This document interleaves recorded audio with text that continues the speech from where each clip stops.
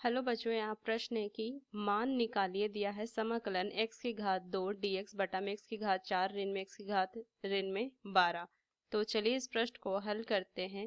मुख्य अवधारणा अगर मैं इस प्रश्न का लिखूं तो देखिए, हमने एक सूत्र पढ़ा था, समाकलन 1 बटा में x की घात 2 ऋण में a की घात 2 dx बराबर में 1 बटा में 2a लॉग मापांक में x ऋण a बटा में x जोड़ a जोड़ में c। उस तरीके से एक और सूत्र है, समाकलन 1 बटा में a का वर्ग जोड़ में x का वर्ग dx बराबर 1 बटा a tan इनवर्स x बटा a जोड़ में c। तो इस सूत्र का हम इस्तेमाल करेंगे और इस प्रश्न को अब हम हल करेंगे। तो इसको मैं मान लेती हूँ I बराबर में x की घात 2 समाकलन x की घात 2 dx बटा में x की घात 4 ऋण में x की घात 2 ऋण में 12 dx। तो इसको क्या लिख सकते हैं, देखिए ये हो जाएगा समाकलन x की घात 2 dx बटा में, इसको मैं लिख सकती हूँ x की घात 2 ऋण में 4 गुना में x की घात 2 जोड़ में 3। ये लिख सकती हूँ क्योंकि अगर मैं इसको गुना करूँ तो फिर से ये मान आ जाएगा, ये लिख सकते हैं। तो देखिए ये क्या हो जाएगा, I बराबर, अब देखिए अगर मैं x की घात 2 बटा में x की घात 2 ऋण में 4 गुना में x की घात 2 जोड़ में 3 बराबर, इसको मैं लिखूं a बटा में x की घात 2 ऋण में 4 जोड़ में b बटा में x की घात 2 जोड़ में 3। ऐसा अगर मैं लिखूं, ऐसे लिख सकती हूँ तो क्या हो जाएगा, देखिए यहाँ से लिखेंगे, क्या लिखेंगे, a बटा में x की घात 2 ऋण में 4 जोड़ में b बटा x की घात 2 जोड़ में 3, ये लिखेंगे। तो क्या हो जाएगा, x की घात 2 बराबर में a गुना में x की घात 2 जोड़ में 3 जोड़ में b गुना में x की घात 2 जोड़ ऋण में 4, ये हो जाएगा ऋण में 4, ये लिख सकते हैं।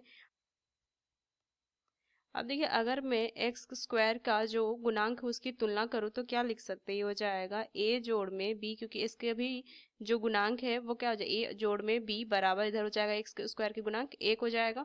और अगर मैं अचर पद का गुणांक देखूँ तो क्या लिख सकती हूँ, ये हो जाएगा 3a माइनस में 4b बराबर 0।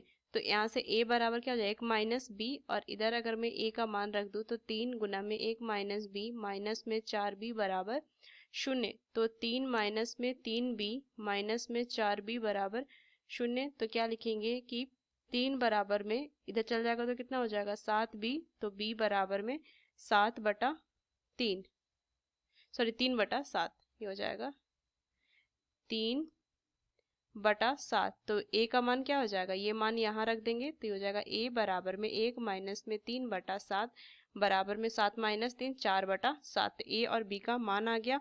अब यहाँ से अगर मैं लिखूं I बराबर में समाकलन क्या हो जाएगा, यहाँ से 4 बटा 7 बटा में x की घात 2 ऋण में 4 जोड़ में 3 बटा 7 बटा में x की घात 2 जोड़ में 3 dx, ये लिखेंगे।